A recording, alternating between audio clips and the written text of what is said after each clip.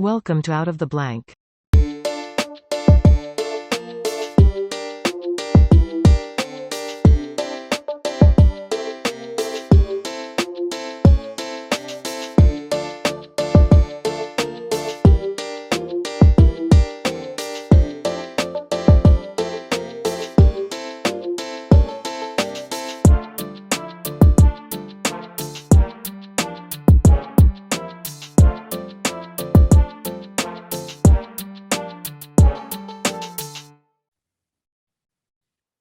Welcome back to another episode of Out of the Blank. It's Jane. She's back. Hi there, back again. Jane, how has it been? It's been a little bit. How was the new year for you? It's quite cold. We've had quite a bit of ice and snow about. But yeah, a new start, new year. So yeah, I like the spring. Looking forward to the spring. Did you make any New Year's resolutions like people do? No, I haven't made any. I used to, but I don't. I don't now because then I break them and then I feel really disappointed in myself. So no point going there. I never do it, but I work at a gym where it's kind of like everybody, it's going to be packed till like February because everyone's doing the new year, new me thing. Mine was just to not try in anything. So if I do not go up with that, then it's a positive, right? See, if you start your new year off with a resolution that's bad, that means it's only going to be good if you break it, right? So then you're not disappointed. See, it's a different type of thing. So I started smoking cigarettes. No, I'm just kidding. I'm kidding. So you can stop. There you go. It's been interesting because especially with picking the show back up and everything. When I took that break, I've just been trying to research as much as I possibly could and trying to find out what I was getting interested in. And JFK has always been on my mind. We don't even need to talk about it this episode, but I've just been trying to figure out like a bunch of stuff, like what's secret information, what's some hidden history that, people really haven't really focused on a whole lot. Like there's a lot of, I think, about history that we know, but it's the same repetitive stuff over and over and over again. And I think that's what is also probably what you find interesting about researching chariots, for instance, or just horses in general. Yeah. Well, funnily enough, I've been researching in British archaeology. We have, in the Iron Age, there's loads and loads of evidence for the ponies, horses, whatever you want to call them, but we don't really see the proof of how they kind of looked after such a huge amount of animals. And my research at the moment has led me down a few different paths of. One theory was that they would round up these ponies once a year. There's something called pony drifts that still happen on places like Dartmoor and Exmoor. And the theory was that they'd have these huge pony drifts in the Iron Age, collect all these ponies together, sell some off, butcher some, cull some. But then you've got to have the sort of like, I suppose, the infrastructure to look after them. But you don't really find it. And what I've been looking at is there's been some assumptions made around the amount of grain. There seems to be a fixation with grain in archaeology, that you need so much grain to feed the slaves, so much grain to bake bread, so much grain to feed the animals. But we don't find the evidence of it. So I've been looking into alternatives. And what I found was with kind of wild ponies, they're feral. They will just look after themselves. You don't need to bring them off the moorland in winter. They will just find their own grazing. They will eat things like gorse and holly, so spiky plants that we don't normally think about. And just this morning, there was an article in the newspaper about looking at gorse as a protein source for human food. So I was quite blown away by that. It was like, well, actually, all these people thinking about grain might have been going down the wrong track altogether. So, yeah. But there is this fixation on grain for everything. Do you think the reason maybe that the horse might have been an exception, or ponies might have been an exception to just a species that's able to discover another source of nutrients? Like, I mean, the fact that if there wasn't grain, or if they were just trying to look to survive, because there's wild ponies in my town. Nobody knows how they got there. They're just there. You don't have to worry about feeding them. They find their own food, and they're always still there. Nobody has to take care of them. They're very self-maintenance, which with a lot of animals, Well, a lot of animals aren't like that though. Like dogs No. can't be self-maintenance. Cats can be Yeah, self-maintenance yeah. to a point. So I wonder if that's just an exception. Like, have you noticed, at least through any accounts or anything that might seem as miraculous as like a legendary story or some type of folklore or myth, you'll start coming across like maybe this might have just been this particular animal that was forced to evolve in such a way to where it became self-dependent. Yeah, it could be, but I mean, I think horses kind of evolved from like the central steppe regions of kind of Eurasia, so they're just used to being out in these open plains, finding their own food anyway. So even if it snows, they'll paw the earth and uncover whatever's underneath. But they can even eat these kind of twiggy, barky plants that actually horses won't eat or can't eat, because ponies are much hardier. They've got this really strong cast iron digestive system. So they can eat most things really. And there's a story about pit ponies. We don't have pit ponies in the UK anymore. I think the last ones stopped working probably about 20, 30 years ago. But there was a pony that got trapped in a pitfall. It survived, but it was trapped. And it managed to survive by eating bark off the pit props for 2 weeks until some rescuers could get to it, which I thought was amazing. That just blew my mind. I'm still thinking about your last episode where we talked about the lady that was buried with her horse, and they lowered them. I just, that would bring me down a whole avenue of trying to look at those ancient burials and things of Oh that yeah. sort and see if, because I mean, if you're going to die with your belongings, and horse was considered property, not really its own self-sustaining animal, more like a tool for battle or a tool for farming purposes, then you'd want to be buried with your horse. So it would probably Yeah. uncover a lot of interesting information when it comes to that.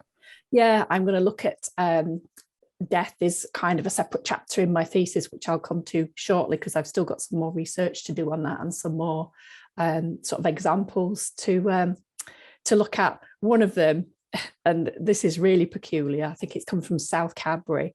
Somebody's buried, I can't remember if it's a full horse or the horse head, but they've actually fashioned a tongue out of clay that sticks out of its mouth, which is quite bizarre. So there's all kinds of strange things that people do with horses in death. So that's a whole other chapter that I'll be looking at soon. But yeah, the Blue Burton Hill case is quite peculiar. But having said that, I think it's trying to put things into a different worldview perspective. And when you try and do that, you kind of start to understand things in a different way. So I've been researching what horses and ponies mean in kind of cosmologies and mythology, I suppose. And in one particular, I'm not sure which region it is, but I think it's Central Europe.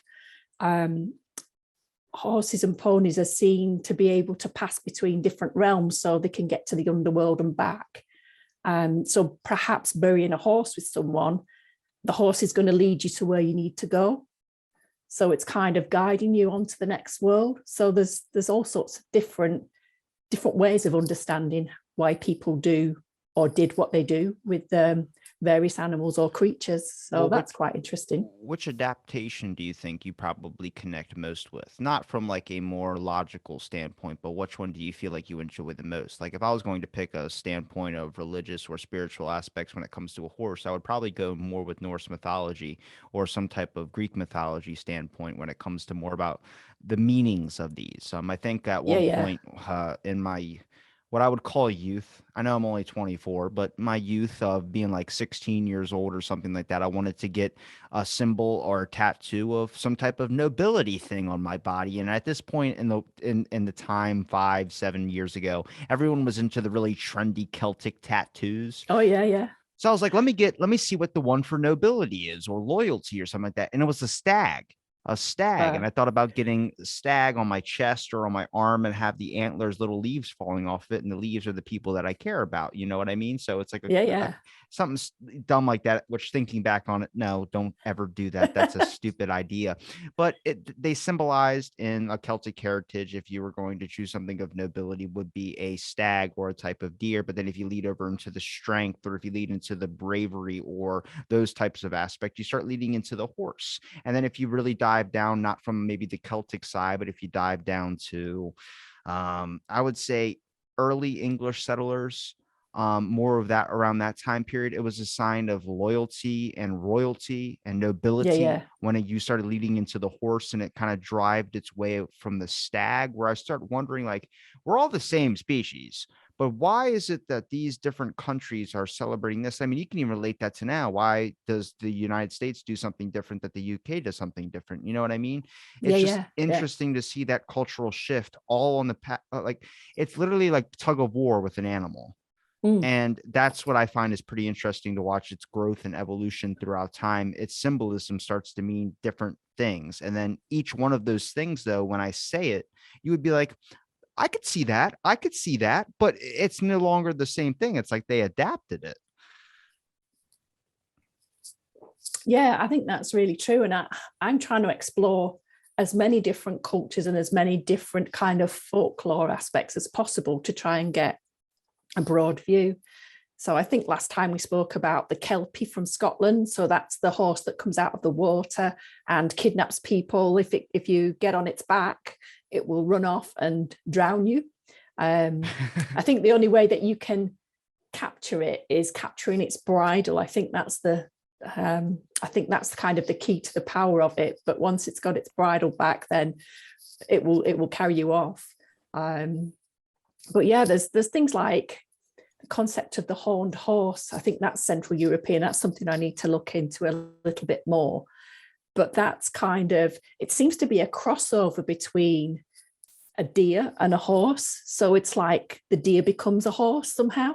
It's quite bizarre to see horses with horns.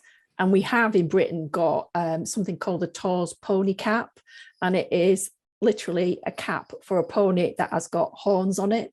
So if anybody wants to look it up, it's in the National Museum of Scotland. So you can find it there. And it's an absolutely amazing piece of not just, I suppose, an object, but the artwork that's on it as well. So it's got like flowing lines and flowing birds and all sorts of creatures that you look as though you can see in it. So I'm trying to look up, there's yeah, here it is right here. So I was looking up some of the biggest horse, I guess, whatever representations in folklore, but also I came across, I'm gonna share screen this. What do horses symbolize in different spiritualities? Um, you should be able to see what I see in just a second. Possibly. Yeah. oh, here we go. Yeah.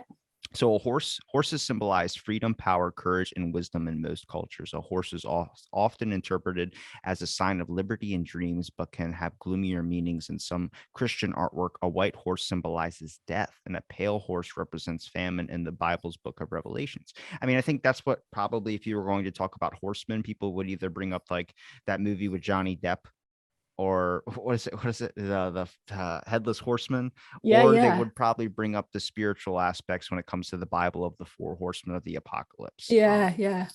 It's strange, isn't it, how many kind of folklore tales and mythological tales that horses are actually connected with. Thinking about the white horse, that's a big character in the Rig Veda as well. So that's like the forerunner of Hinduism. So yeah, there's so many different worldviews that have horses in them. And the Rig Veda, if you get a chance to just read it, it's quite difficult to read on its own, but there are versions where there's like a translation and a kind of tells you what it's talking about. But that's all about gods and chariots, sort of like controlling the world and the weather and the seasons on a daily basis. I would have loved to have lived in that time. It was absolutely brilliant. It's really interesting to watch how it's gone from such strong power in folklore or myth to where it's at now, where there's like, Yeah. it's like in some type of music video for some country song, a dude riding on a horse. It's like, really, they have fallen so far in the grand aspect of like just the timeline of history. But Yeah.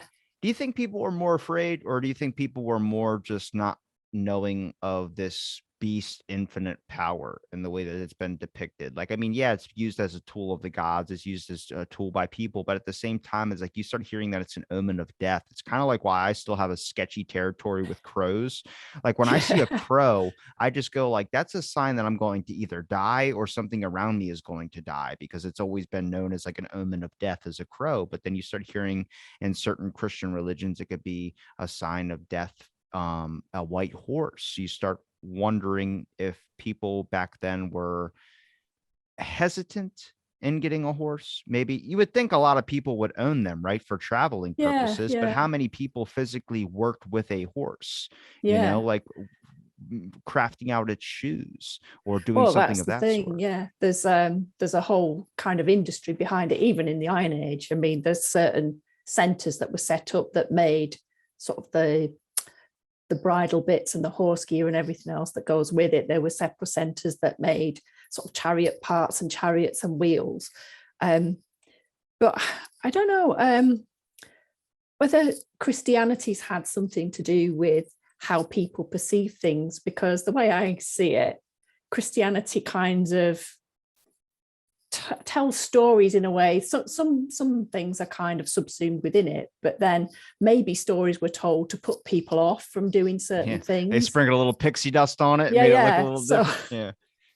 so I don't know. I think that has a lot to do with it. And people just telling stories.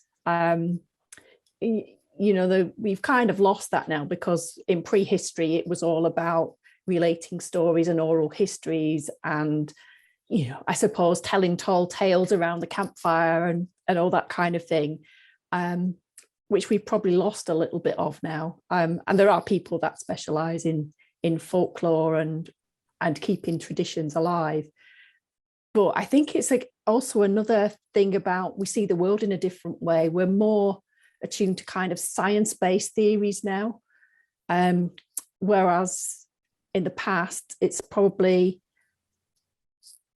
tales to explain things, or explain why things happen, or explain how the world works. So it's a totally different way of living that we have now than compared to then. Yeah. I think that's probably got something to do with it as well. Well, I mean, even with studying, even if you're studying something as specific as you, still diving into the past of ancient history, you start to realize, like, okay, well, this was obviously a tall tale, and this wasn't like that. But back then, they didn't know that. I mean, we don't even No, know what we know now to be tall tales or not. There's half the stuff I'm reading on social media, you're like fake news, fake news. You don't know. It's all over the board. I mean, it's the same exact thing as back then. It's just in a different grand scale of things. It's just interesting to watch because I've always talked about, like, as much as I poke fun at religion, I do understand its necessity in a lot of things, in a lot of aspects. It's just watching that number of people in the world who are religious or choose to pick a different religion or one sort of one, has just continuously dropped year after year after year, where I start wondering, it's like, necessarily, if you lose that, what is going to affect us and what is it going to gain in some aspects? I mean, people talk about technology, for instance, being a hindrance on today's youth. I agree and I disagree, because at the same time, I've seen kids that are 7 years old and 10 years old have the creativity and the motor skills that only could be a factor of just having some enhanced type of device in front of your face 24/7, which I think at the same time also hinders their exposure to being innocent. I mean, innocence is something of prime importance, but at the yeah, same time, it opens up a door for your motor skills to increase with the amount of reflexes that you have to have. But let's examine history, for instance. If you start learning all the horrors of history, you're less likely to be more faith based or more evidence based or more drastic in your actions of what you're going to look at or be able to soak up information wise. I mean, there was just a commercial about Medusa, and she was trending last year, I think, about how, like, the whole entire story of it was about a girl that was going to get raped or something like that, and she was being chased. Now they have her in a commercial where she's ordering packages off Amazon, and she puts on sunglasses, and a guy's staring at her, smiling, and she pulls her glasses down and freezes them to stone. And it's like, you can't touch Medusa. It's like it's gone the whole opposite way, where I'm like, This is freaking weird times, man. It is. It's like It's this whole nuts. mythology thing crops up in all kinds of things, doesn't it? Now it's certainly I think big business in certain ways because, well, there's all like the whole movie business on different topics. I'm trying to think what we've had. We've had Thor. We've had we've had loads of them. I can't remember the other ones. There must be hundreds of them. The But true, there's all the old ones, kind of like Jason and the Argonauts and all yeah, that. I mean, that was kind of big business in its time. And I love all the Harryhausen effects with the fighting skeletons and like the Minotaurs and the Cyclops yeah. coming to life. So yeah. Well, there was a true kind of like, I guess the true kind of question is it hurting or helping us? And that's like where we start looking at, like, remember the movie Brokeback Mountain? I think everybody remembers that. Mm-hmm. That's a memorable movie for a horse because there's a horse involved in it. Yeah, And that's yeah, all people can think of is riding up into the mountains on a horse. And then there's this yeah. whole other stuff that happens. But there's no movies like that that gets produced now. It's like it opened up the doorway for next, cultures are all about it now. So then it's like you don't need a movie about it anymore. Same thing with like the Asian hate movement that happened. You started realizing that they had a lot of Asian bad guys in movies, and then they stopped doing it because of the Asian hate movement. Now nobody talks about it, or there's no movies created like Rush Hour anymore because they don't want to be offensive to that. Where I start going, are these just like people picking a movie that's trending at the time, and then next, it's a prediction of like 5 years later, then you got this all going on, and then it stops doing that. Where I start Yeah. wondering of like, what representation, like, well, for instance, is horse betting going to be gone? Is that going to, why are we still doing that? Yeah. Is that going to translate over to technology because of how much people talk about it now? I mean, you watch any movie that suffers from a gambling addiction or some type of betting type thing. The first new one was Squid Games Oh betting, yeah. I've not seen that, but I've heard about it. but the beginning of that TV series, he's at the horse racing thing. He's at a betting thing. And I start going like, that's going to transfer over to technology. I mean, if you really examine how much is it, are people really worried about culture now? Like, to be Hmm. 100% honest, if we're talking about like, why are we still using horses? Well, it's a cultural thing. We've always kind of done that. Okay, but do you care? Isn't it worse to have a horse die if it gets hurt? You have to put it down. You don't heal it, you put it down. So you might Yeah. as well just do technology, right? It makes it nothing dies. Kids who Yeah. are Yeah. woke or whatever are going to love that. So then that goes away. And then what happens? Yeah. I know there's always every year we have the big horse race, which is the Grand National, which is held at Aintree near Liverpool. And that's one of the most dangerous horse races there are. It's over fences and they're huge. I think that I've tried to make it safer over the years, but there's always some horse and riders that get injured on that every year.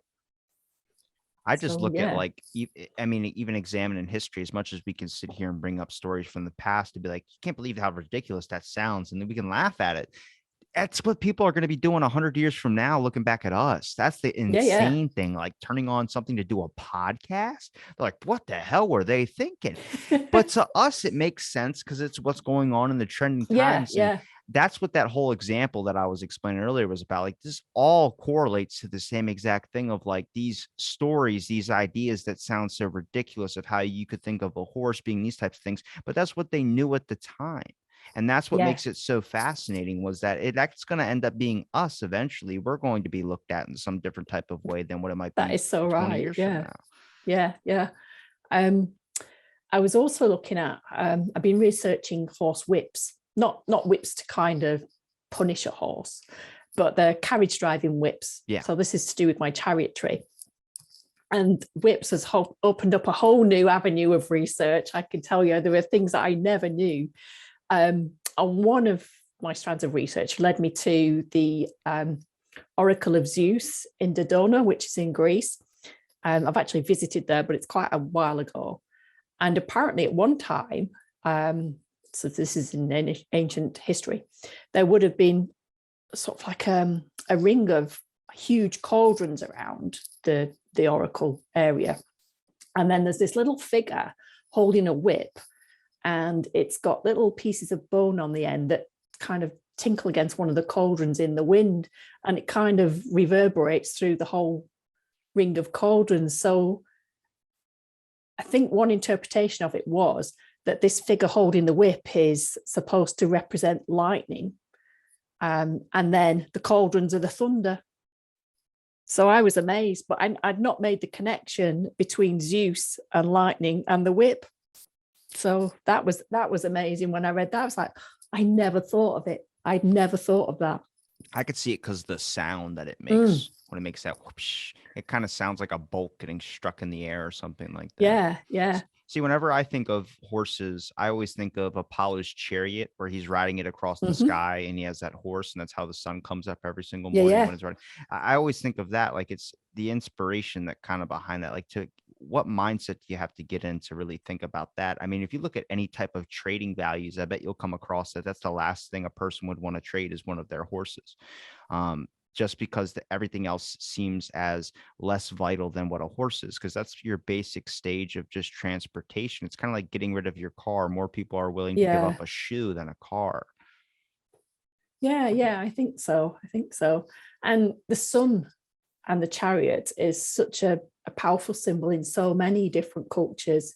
I mean, we have ancient Egypt, so the chariot carries the sun across the sky. In Norse mythology, it's the same. The sun's pulled across the sky. I think in Norse mythology, there's a boat involved as well. So the horse pulls the chariot with the sun across the sky at night, and then it's helped onto a boat by, what is it? Is it a fish? Oh, it might be a snake actually. And then the boat sails back across the sea at night, and then fish helps the sun back onto its chariot in the morning, and the whole cycle starts again. So there's so many different examples of the sun being this kind of major figure with its chariot pulled by horses or any other kind of creature, that it's amazing really that how many different cultures have that same central theme. Do you think that it was better back then with that more of a belief, or do you think it's better now with more of a science based? Oh, now that's a difficult question. It's a personal question. No, it is. I would have loved to have been in one of these cultures where they saw things differently. I think sometimes the science takes away the mystic and the wonder, and we kind of take things for granted. I think science-based, we're kind of obsessed with like the materials and the objects, not how the world works. And we know so much about it, and I don't want to disrespect science because we do know so much about it. And I would say astronomy kind of fascinates me with how planets form and move, and I think that's got a lot to do with how people kind of base their belief systems on. So yeah, but yeah, I would love to go back in time and live in one of these cultures, especially with the Rig Veda, as I say, with all these chariots and gods flying around everywhere. That would have been amazing to see how people lived on a daily basis with that in their minds. I'm more science-based when it comes to space, but I also like the myth and the folklore of just the life and how civilization's built, because I think that's probably where some of our greatest innovations come from. I mean, just people, the ideas that they knew, trying to be advanced. I mean, Tesla, for instance, wanting to create a death ray, an earthquake machine, all these types of things. He didn't have basic concepts of right and wrong, what sounds like a supervillain in a movie. They didn't know what supervillains in movies were. But now that we know that, I start to wonder if that hinders our growth. Like, imagine if a certain technology, a certain thing was never created. Imagine if the horse was never used for that. Imagine if they used something completely different. If they used a cow, I mean, an ox, it was used for a lot of farming purposes. But imagine if that was the giant symbolism. Imagine people riding into battle during the Civil War or whatever on a cow or chicken or whatever they could possibly use. Have 100 chickens tied up to a chariot and start going. It's a different thing where you start wondering the alternative line of history. What would that be like? And that's actually quite curious, because I know in Mesopotamian culture the earliest vehicle was kind of a sled, so it wasn't one with wheels, and it was pulled by oxen. So you can imagine if that had caught on, obviously things then develop, so then you get the wheel, and then I suppose from speed, I wonder how somebody thought, I know, let's attach a horse to this wagon and see what happens with this. I mean, who was the first person that thought of that? It's just amazing. It had to be some person trying to like stop their horse from moving, but the horse was too strong and it just kept going and it started pulling him. He's like, wait a minute, this is a great idea to get stuff done faster. Yeah. But obviously these Mesopotamian sled, that was a symbol of real status and importance. There's a figure called, what's he called? The N, or the bearded man. And there's all kinds of like assumptions as to what his figure is. Is he a priest? Is he a king? But he's the one that's riding around in this sled. So it's obviously transport for someone who's important. Well, and I guess this is where these early ideas of having transport as for someone who's important, because it sets them apart from the rest of us, I suppose. They're being conveyed, they're sitting in their vehicle while we're all standing by and watching them in their parade or whatever they do. Well, that's the same concept for Cinderella when she pulled up in that giant carriage. It was a sign of elegance and grace. I mean, there are cultures that wouldn't let you own a horse because you had to be in a certain class to have a horse, because higher up on the horse, you get to look down on people. They wanted you to look up at them, which brings into some like weird territories of like, it's symbolism, not only in lore, but it's also symbolism in class development. Like it was just a different thing. If you had one horse, you were just like a commoner. But if you had two, you were an elegant. If you were lucky to have six, you were lucky to have eight. You were lucky to have some type of sense of like, it's kind of like having a really nice car compared to just having a regular car. Like, okay, you got a Kia, but that person has a McLaren. And it's like, what? You start realizing even a stallion, all these types of things, even every single depiction of a cowboy in a movie had a black horse or something like that. And then every hero had like a bright, colorful horse, a white horse, whatever it was. It's just, it's development and its necessity in that sense of how people started to view it a little bit differently from just the legendary aspect in ancient history to where it started leading into a more personal aspect of what a person makes, or if a person's worth started to be based in their horse. Yeah, well, that leads on to sort of British medieval history. Certain classes of people were only allowed certain types of horse. So if you were, I don't know, clergy, this is kind of high Middle Ages, so kind of 11th, 12th century Britain, you're England, I should say, not Britain, because it wasn't Britain at that time. You were only allowed something called a palfrey, so that's like a really low status horse that would just kind of trot about. So it's basic, it's just basic conveyance, it's nothing fancy. But yeah, if you're a knight, you're going to have the biggest, strongest stallion you can find. And I just picture a stable person like, can I buy a horse? What's your credit score? Oh man, it's like 475. And you get this little small horse over here. It's like if you get a 700 credit score, you get that horse over there. Like, oh. Well, that's basically it. Whatever you could pay for, you could always pay your way out of something. And there were examples in medieval history where clergy kind of got themselves a bad name for having the wrong clothing, having the wrong kind of horse, because that set them, it wasn't within the norms of their kind of status or role within society. So it was highly signaling society where you dressed in appropriate way for what you were. So a knight would have his tunic and his armor, and the clergy would have his kind of robes. But then they would kind of, I suppose, pimp up their costumes, the clergy, a bit sometimes, and do things like dagging them. So that's like ripping them a bit. So they were a little bit sort of with the fashion trends. And the knights would have long pointy shoes, which would supposedly be an extension of their appendage. So there's all kinds of stuff about I suppose identity and status within society, and horses are part of that as well.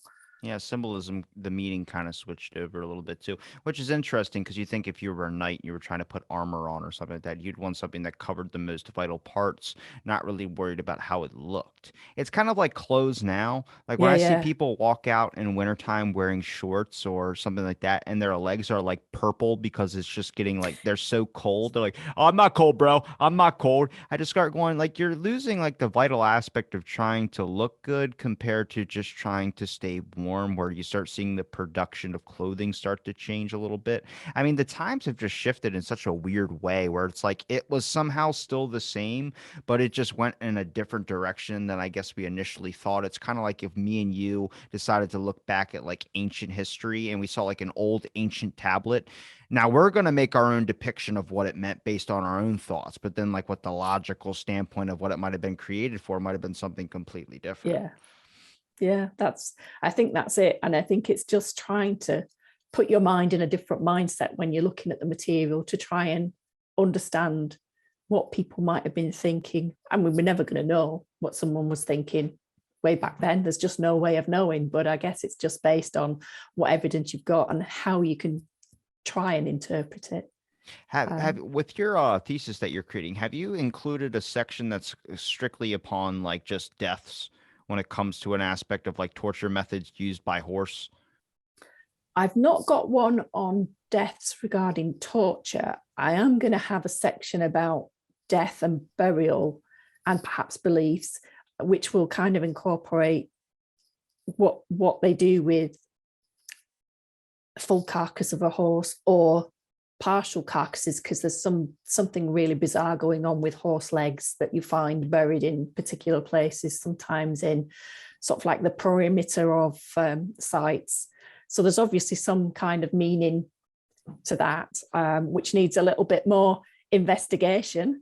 And certainly horse hoof sort of like insignia appears on sort of like chariot equipment. So you get the little horse hoof shapes on lynch pins from the wheels, and on the turrets. So that's where the reins go through. So yeah, there is a lot of things going on in Iron Age Britain. There's a lot of things to do with horse schools as well, and that's quite interesting because Iron Age people were some of them were kind of, they collected heads, Hmm. so, heads Put of it in the people, bag, yeah. put it in a bag and then take it back, and you display it on a pole outside your Stave off weary encampment. travelers. Yeah, and also they believed that the power of someone was contained in the head. So if you had the head, you had their power as well. So it's all about capturing their power and kind of using it for your own purposes. So maybe something similar was going on with the horse head as well. You got to do well, especially when it comes to horse death, dismemberment by horse. I Mm, had to look it up a second ago. I was like, what was that torture method called with it? But they yeah. had a lot of torture methods based off of the dismemberment of a horse. They had a one called a wooden horse that someone would sit on, and it was a blade that they would sit on, and it was in the stance of a horse. And then it would Oof. just slowly slice you in half. I mean, that's stuff where it's like, I don't know what goes through the mind of the person that's creating that. And at the same time, what's going through the mind of the horse just being freaked out and running in one direction while other horses run a separate direction and Yeah, just yeah. completely separate you. Yeah, yeah, because there is that.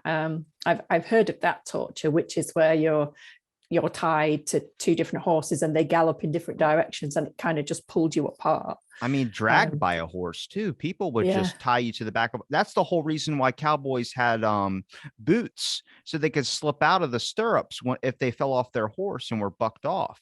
Mm, And it was illegal yeah. at one point for women to ride horses. Did you know that? Well, that doesn't surprise me because it's been illegal for women to do most things at some point in That's a good history. freaking point. But they were afraid of because apparently there's something where it's like a climactic moment that a girl can have on a horse or something like that. They were like, it's illegal to do that. And I was like, what the hell are you illegalizing fun for?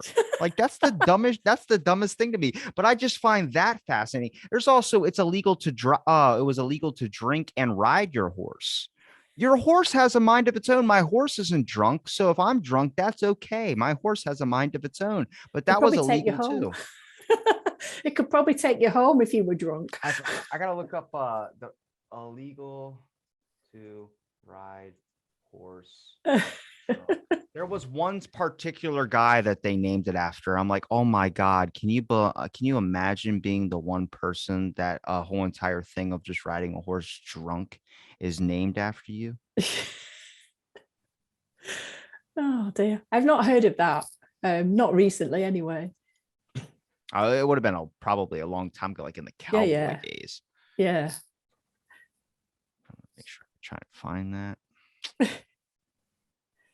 Yeah, coming back to what women aren't allowed to do, I can remember that in World War One, the women in the UK were allowed to play football, like proper league football. But then once the war had finished, they were told no, and football was banned for women.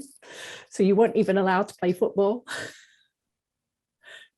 Well, a lot of people, I mean, this is an unpopular opinion when it comes to especially voting rights for women. Those weren't fought for by women. They were fought for by men. A lot of people don't know that the history, at least in the States over here, women got rights to vote.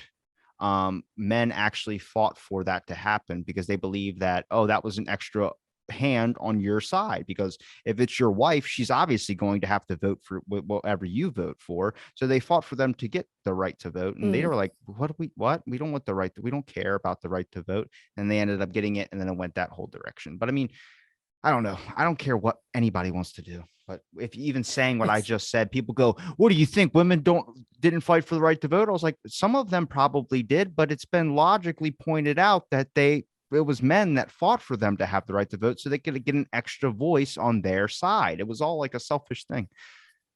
Yeah. I think it was probably slightly different over here, that the suffragettes were quite prominent, but there were men that did fight for the vote alongside them.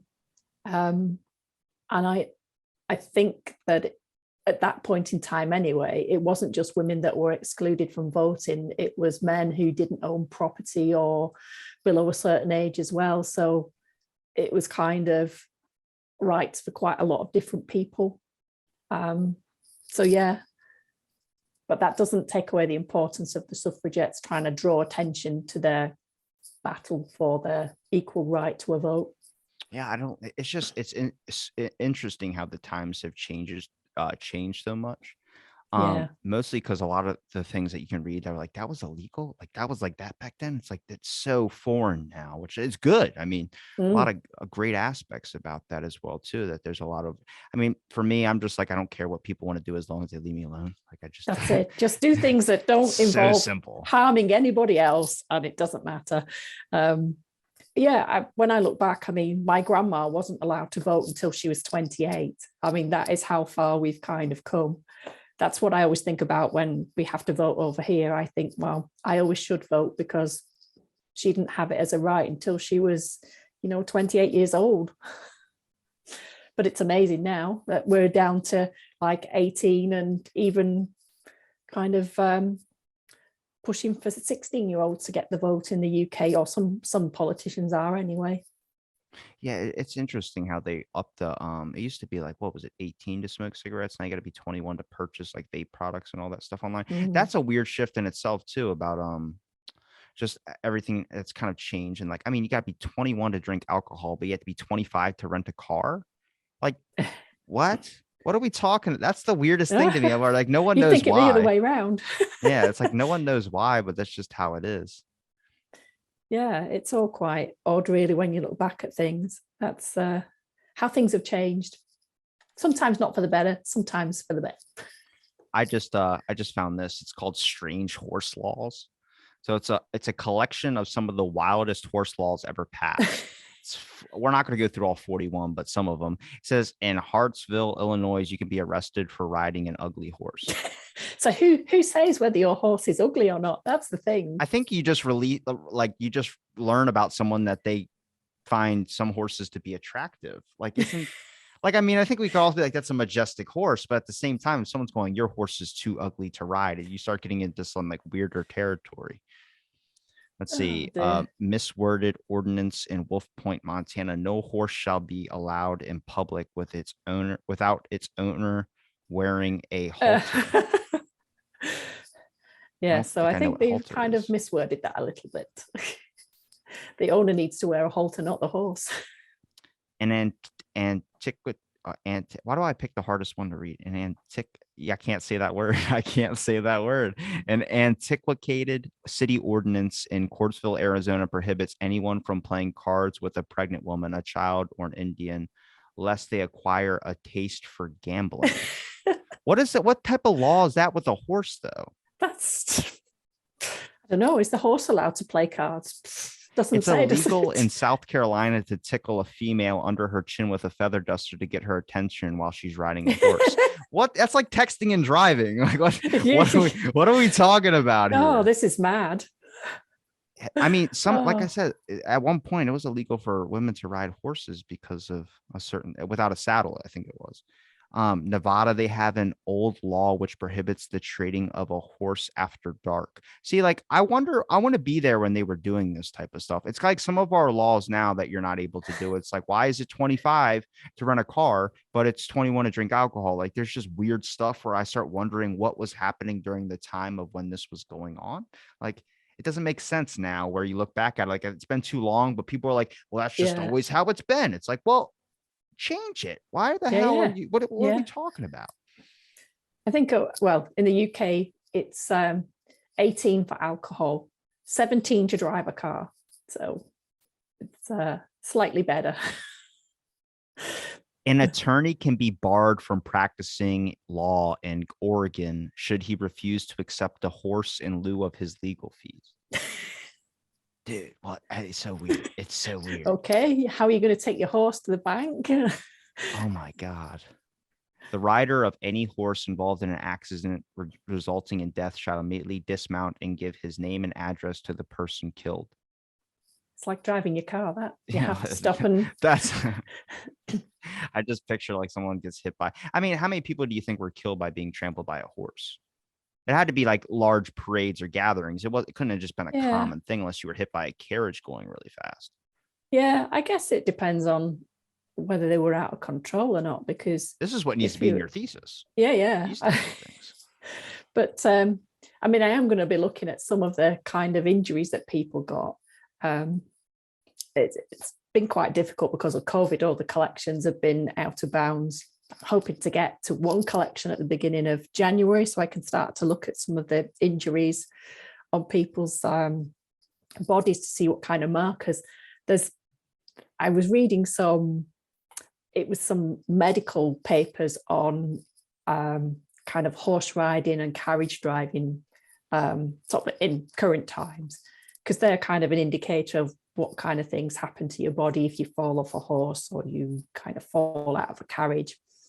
And and I'm not particularly squeamish, but there was one, and there was photographs of it as well, where someone had got their hand caught in the reins, had fallen off their horse, it slipped and like pulled the top of their finger off. I was like, oh, Yeah, there was a my buddy's grandmom. That's how she lost one of her fingers. yeah, Was that it's just, she was horse riding and got one of the things tied around her thing and just lost blood flow and just pulled it right off. I was like, oh, it's freaked me out ever since of yeah, like tying ropes or anything like that. Like I just gotta make sure my fingers are clear. Like I don't want to lose a finger. yeah, yeah, keep them clear, because that injury that I saw was just the worst thing ever. I mean, I'm not squeamish. I can watch like medical programs on TV doing the operations, but that was just kind of a step too far. It was like, oh, So I just had a weird thought. All right, so they used horses to deliver messages, right? Like horse messenger people would ride horses and be able to travel that way. You know, they used that to be able to transport organs and things of that sort if they were doing some type of medical thing. Like dead bodies were transported by horse. oh yeah. We've got the Burke and Hare, the grave robbers over here. Yeah, I mean, they would have had to move bodies around somehow. So horse and cart, body on the back, cover over, off they go to the medical people to do the autopsies and medical training with them. I want to see because you talked about burials, for instance. I wonder if horses act differently around death.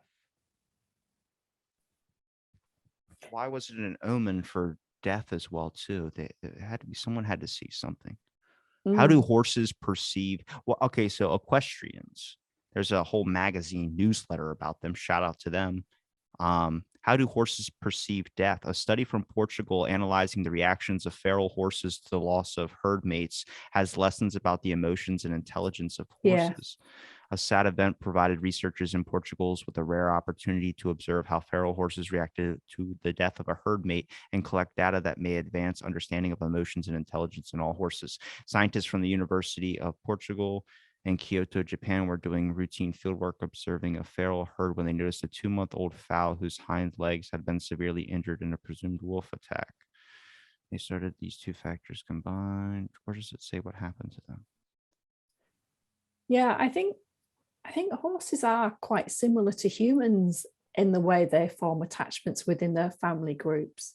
They're surprisingly similar in the behaviors. So they'll have like their little family group. I think there's kind of one stallion to about 6 or 7 mares. But when the male foals, the colts, get to about 2 years old, they kind of leave the herd and they go off and form a little kind of bachelor gang until they find like their own sort of like family groups of their own. So they go off causing a bit of trouble and play fighting and things like that. And then the female fillies, they go off and join different families. So it's all quite, they have their own kind of family bonds. They choose who they're friends with. There's a lot of similarities you can draw between horses and humans and the way they behave. Yeah, it says some studies suggest that after the death of a herd mate, horses show signs of anxiety, cessation of feeding, and social withdrawal. Therefore, it is important to consider horses' needs when they are facing a situation of loss before asking them to complete or perform their daily tasks. So, Yeah, in some way, they are still kind of like us when it comes to yeah, anxiety and things of that sort. yeah. They grow attached to various members of the sort of like group. They choose their own friends. They're It's like like us. ostriches, though, right? They can kill themselves. Oh, I don't know. I've heard of horses like getting so depressed to a point where they like it's like a dog when a dog's about to die, they go away from their owner or Yeah, something like I, that. I have heard that sometimes they prefer to go away to kind of watery places to die, so on their own. So maybe that is part of it. I wish people did more studies on stuff like that to be able to Yeah, find out what those there's all only mean. one paper that I'd come across on that, and that's quite old, from about the 1970s, I think, which is someone who'd done some studies on New Forest ponies in the UK. That there's not really a lot of evidence in it, but yeah, it's certainly plausible. Is there evidence based when it comes to a concept of them being able to predict weather that's coming? I've not read anything about that, so Because I I don't wonder if know. at that point, if you look at like ancient texts, for instance, being able to predict the tides, like if Mm. Poseidon's angry or not, could you use a horse to be able to do so? Well, possibly because Poseidon supposedly created the horse, didn't he, in Greek mythology? Hippocampus, So yeah. yeah, so it's possible. Hmm. Possible. And with your because we haven't really talked about your thesis a whole lot. When did you start doing that, and when do you expect it to be finished? It'll be finished. I've just had an extension agreed because I've not been able to access museums because everywhere's been closed with Yeah. COVID. So I've just had a 6-month extension. So it should be finished, fingers crossed, by next March. So I've got probably about 14 months left. Is it hard writing something like that? It can be hard. You get to sort of like, when I started off, I was full of enthusiasm, but then you kind of hit kind of a bit of a wall part way You get through, and beaten and broken down. you kind of have to grit your teeth to carry on. But I think I've kind of got through a bit of that at the moment, and because I was collecting loads and loads of data and not actually writing anything. So I've been writing again the last probably couple of months, and it's coming on now. I need to hand in a piece of work probably by the end of the week. We have two kind of sessions in the year. One's January, one's June, where you have to kind of show your progress. So that's coming up for me at the end of January. So I have to get my piece of work done and all my data collection tidied up so that I can submit that as well. Have you It's come quite across hard. well, have you come across anything that makes you want to look back and maybe take something out to add that in? I can add things in as I go because it's not the final version until I submit. So it's always it's like an ongoing process of reiteration. So you do your research, you write it up, you carry on, you find something else, and then you can go back and revisit what you've written and kind of change it or add something or take something out. So until it's actually submitted, it's not done. So it's just like a working document all the time. Now, once you finish the thesis, are you going to move on to a different direction in your studies? I know we talked about before that there might be another one out there that you wanted to do. I don't know. I'll see where this one takes me, and see what Because at that happens point, you with can give up the whole horse thing and chariot yeah, thing, and you yeah, can move a whole completely different direction and write a yeah, yeah. thesis on that if you want. But do you want to stay focused in on this? Not necessarily. I found interest in every part of archaeology that I've studied. So I've studied African, I've studied Near East, so that's Mesopotamian, studied some of the European. And you find things of interest in every single aspect. So I don't really know where I'll go after this, but there's definitely things I can pick up on and follow if I want to do horse related, or you can move on and see what else is out there. Yeah, I would I see I would get more interested into the burial aspects of things, because I see so much of that now about like issues that go on with like museums and stuff of that sort. But also, there's just so much fascinating things about, like, especially when someone dies, it's a very private thing. Um, which is weird how like Anne Frank had a whole diary that everyone just was like, this is okay to release to the public. But Yeah, it's just a very it was something. never meant to be released, that was it? It Yeah. was their own private thoughts.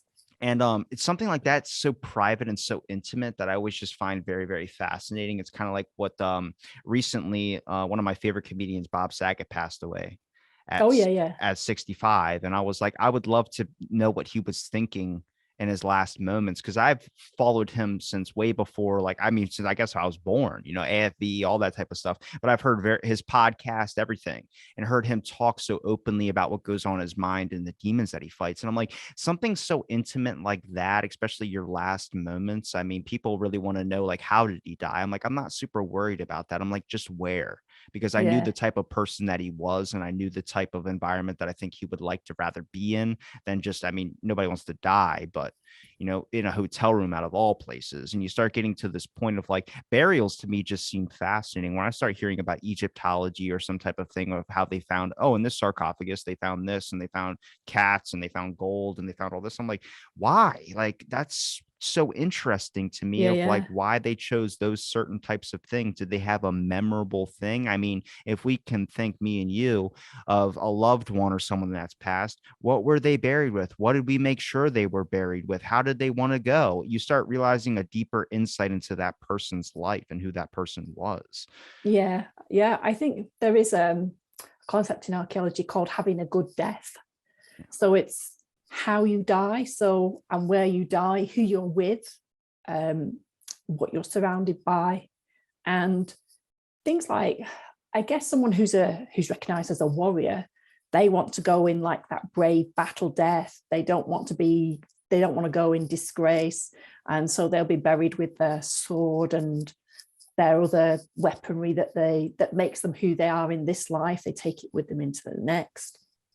And then you get some peculiar burials, which I guess might be described as deviant burials, where you'll find people that are weighed down with big slabs of limestone, so that maybe there's some kind of revenant that's had some kind of bad death, and whoever's burying them is frightened that they're going to come back.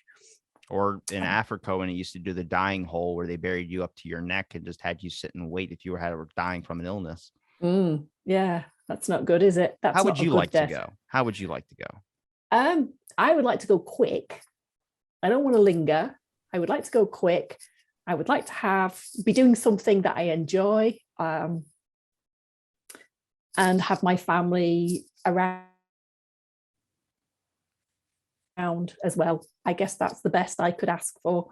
A lot of people say in their sleep. In fact, I think if you're peaceful, yeah. But if you're doing something that you enjoy, my cousin's grandmother dropped dead at the bus stop on the way to the shops. Oh my God.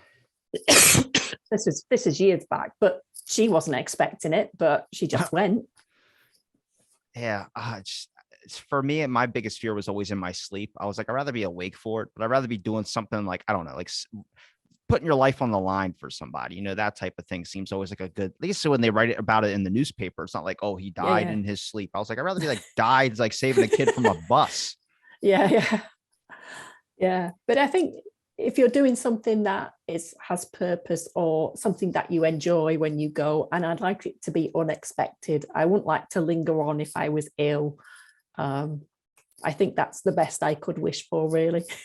I have a lot of thoughts about like, I think I have this continuous dream of this like beautiful location on like a roadside mountain, and there's just a wonderful sky, and there's nothing like, it doesn't feel happy. It doesn't feel sad. It just feels like nothingness. And you're like enjoying the moment, obviously, but it's like you don't feel like you're in a rush for anything, like there's nothing out there. I'm like, to me, that's so peaceful. Like, I know that's a lot of people's fear of not having anything to do, but to me, it's like I do too much. I'd rather just have nothing to do. Like that sense of just like, you're not in a rush for anything. You don't have to worry about anything. You don't need to be happy about anything. You can just be. And I'm like, your mind's at rest then. It's just peace. It's just at peace. There's nothing, no thoughts having to worry about in your head, and you're thinking, oh, I've got to do this next. I've got to, take the dog to the vet next Thursday or whatever. You're just at peace with your thoughts. Everyone's like, you hustle until you die. I'm like, yeah, but shouldn't living never be a hustle? It should be something that you work at your own pace and what you feel comfortable with. Because no matter if your pace is 10 speeds faster than somebody else's, it's not hustling because that's your pace. But everything's like a giant time suck now. Like people are like, you have to be doing a podcast at 1 a.m., do a podcast at 4, 5, 6, 7, 8, eat lunch, do a shower, eat at 10. And if you're not doing something at 11, you're out of the business. I'm like, well, what does everything else mean about that? That was what my old job used to be like when I worked in financial services. I left in 2014 because, well, I'd spent 31 years with that company doing various different jobs.